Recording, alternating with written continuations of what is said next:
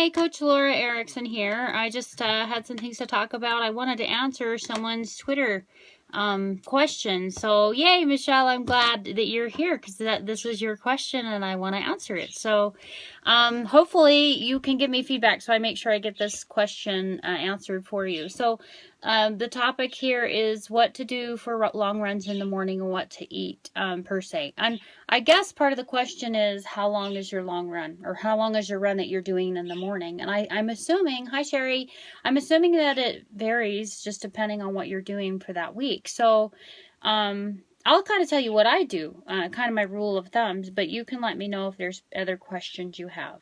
Please ask. I know it takes a little while to type things in, but again, it depends on how long you're going. I kind of use the same rule of thumb as when I go running in the daytime. I usually, well, gosh, it really just depends on how hydrated and stuff you are going into the run itself. But a lot of times when I get up, I think your question relates to getting up early morning and then getting out and going running. And if you're like me, it's not, well, I do like to eat first thing in the morning, but sometimes you don't want to have a really heavy stomach before you go running. And so a lot of times I will bring stuff with me on the run. So I'll kind of, if I know I'm going to go a long run, like 6 miles, anything over 6 miles, I like to eat a little something before I go. And it's usually something pretty light, easily digestible, gives me a little bit of calories, and gives me the satiety. If I'm out there running for a long time, I get hungry. I don't know about other people, but I get really hungry. And then it gets uncomfortable for me to run. So sometimes in the morning, I'll go with something like this, a granola bar. I like chewy granola bars, and they're just really easy. And 100 calories or 90, 100 calories. Drink it down with some water and then go running. It doesn't bother me. It's not heavy on my stomach, but it does give me a little bit of fuel. So the important thing is to learn teach your body how to tolerate foods, because I know, Michelle, you're training for a half marathon, which is going to be, I believe is it April 3rd, if I remember right. And so you need to train your body how to tolerate foods while you're doing that half marathon. Because if not, sure, you can get through it with a little bit of food, but you're going to do a lot better if you practice it in training. So, you know, if you don't feel like eating right before and it's not a super long run, it's still a good idea, especially in the winter. I actually see more dehydration in the winter than I do in the summer because people think about it. So I never feel like eating right in the morning, so I can't eat enough before I go out. You're like, yeah, I think that's really common. I think one mistake a lot of people make is they'll eat a dairy, some kind of dairy. I just kind of avoid, I don't eat a lot of dairy anyway, but when I don't want to eat it right before I go running. I don't think that settles well in the stomach. And so I like to get a little bit of a protein. And so I'll do maybe some nuts or something. But I want to get more carbohydrate because that's what you're actually using during the run is carbohydrate. Other things that I'll do, if I just don't feel like eating anything, but it is a longer run, I'll use, and I know I've talked about this product before. This is called Cocoa Go. Is it upside down for you guys? Sorry. This is a great flavor. I actually have a discount code, Blonde Runner, all caps, and then you can buy it online. It's really easy. It goes into your water.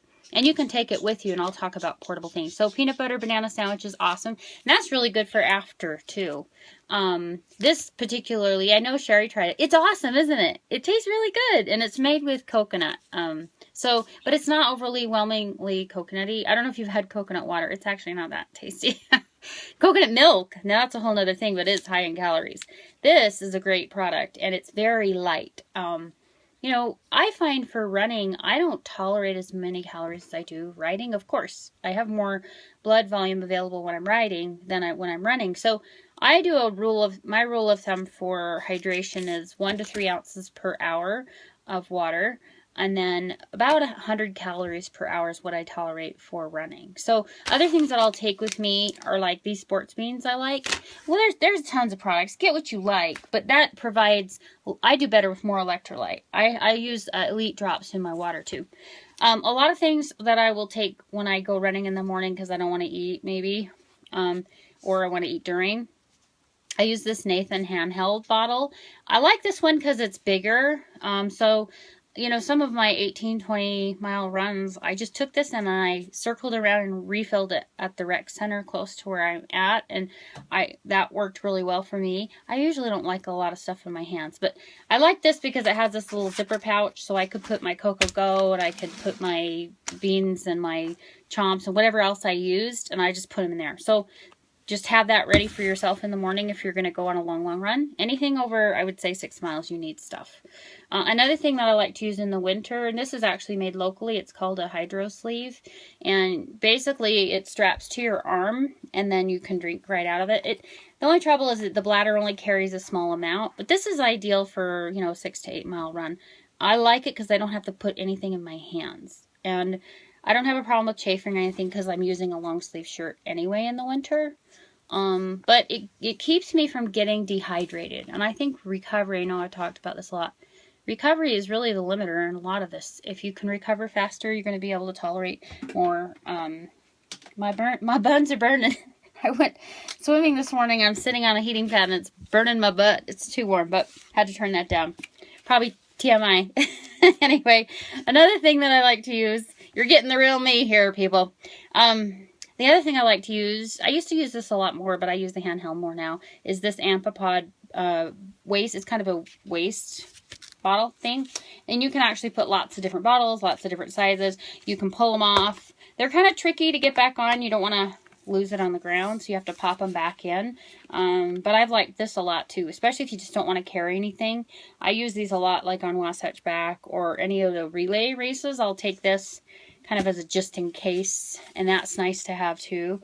But you know, in the morning, you know, it's not always easy to want to get something really heavy, but depending on the run, you might need a little bit of, hopefully that answers your question, Michelle. At least give you a rule of thumb of what maybe to do or some ideas of what you could do. And, you know, probably the most important thing is staying warm. I don't know how cold it is there in Canada, but it's probably colder than here. It's been getting really cold. It's in the 30s in the morning here. And we haven't seen, well, the mountains have seen some snow, but we haven't seen too much yet. It actually seems warmer when it's snowing. I think it is. So right now it's just dry and cold. And like I was saying before, I see more dehydration in the winter. Because you wake up, you're dehydrated and hungry. It's like you're already starting at a deficiency. In a sense, you are. I do pretty good at hydration all the time. The first thing I do when I get up is drink water. Drink water with every meal. You hit the wall really fast. Part of that might be, what are you doing eating on a regular basis? I mean, are you eating fairly consistently? A lot of my athletes, I connect with them on MyFitnessPal, and then I have them make their diary so I can look at it, and then I actually look at what they're eating and give them some feedback on maybe what they can do better. I really think, and I know I've alluded to this in other clips, is it matters the timing of what you're eating. It really does. And so if you're just not feeling very peppy, you may be missing a morning snack. Or a lot of people ask me how I eat. I eat a lot all day. Not a lot at one time, but I'm eating constantly. I have a couple breakfasts usually. I mean, I'm eating every 2 to 3 hours. I eat something. Usually my snacks are fruit and nuts. I do a lot of nuts. I love nuts. You're constantly eating. You're probably burning a lot of calories. So that's why I like nuts, because they're a lot of calories. Yesterday, I was a little lower on calories than I want to be. That's why I use MyFitnessPal to track it, because then I'm like, oh, I need to get more and more healthy. A lot of people are like, oh, you can eat whatever you want. I guess in a way, but if I'm really I'm trying to fuel my body, and you need good foods for that. The unfortunate thing about good foods, and this is maybe fortunate too, like spaghetti squash is 31 calories. I love spaghetti squash, by the way. That's why I sliced my finger open with it. They're hard to cut. Get your husband to do it. 31 calories for 1 cup. It's like, wow. I eat half of one at a time, so maybe 50 calories, and that fills you up pretty good. And so I'm like, oh, I have to add things, you know, I like cabbage salad too. That's not a lot of calories. So I have to put, you know, other pumpkin seeds and stuff in it. I think dried fruit is good. Matter of fact, I had some dried fruit on my oatmeal this morning with almonds. One thing I will say about eating, I teach diabetic dieting. And the reason why is I have been diabetic. I was gestational diabetic on insulin. I have a lot of family members with diabetes. Type 2, my dad has it. I'm prone to it. So I always have been pretty good at watching, and I've always been interested in nutrition. But I try to teach people you don't want to dump a bunch of sugar into your system at once without having some other things with it. You know, fiber and your protein, that slows the absorption of the carbohydrates. So that will actually make your serum levels of, or your blood levels of sugar more consistent. And sugar levels do affect your mood. If you're, I mean, look at kids. They're hyperactive. Give them too much sugar. I mean, not completely. It's a little more complicated than that, simplicity. But if you can eat consistent through the day and you're not dumping a bunch of sugar in at one time, you're keeping it. That's why when I teach people eating your snack, you want fiber, you want a little protein in there, you want some carbohydrate. Not just, I would never say go have just an orange or just a banana.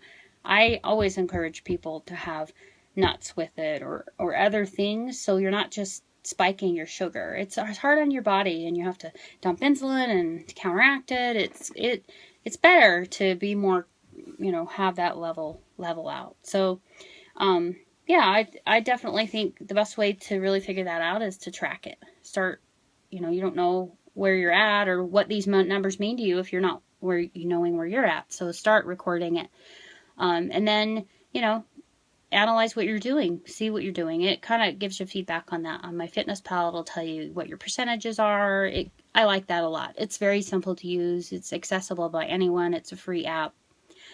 There's premium features and stuff. I don't use any of that, but it's useful. So hopefully that helped you. If you have any other questions, please tweet them to me. You can always email me too. If you want to connect on MyFitnessPal, just message me and I'll let you know what my username is. We can connect there and maybe I'll take a peek at it for you. So, well, hopefully that'll help. So I'm hoping that helped you and answered your question, Michelle. And I hope you're having a good day, and I hope you're making it healthy, and keep going. Keep going. Keep training for that half and anything else you guys are training for. Keep it healthy. Have a great day. Bye.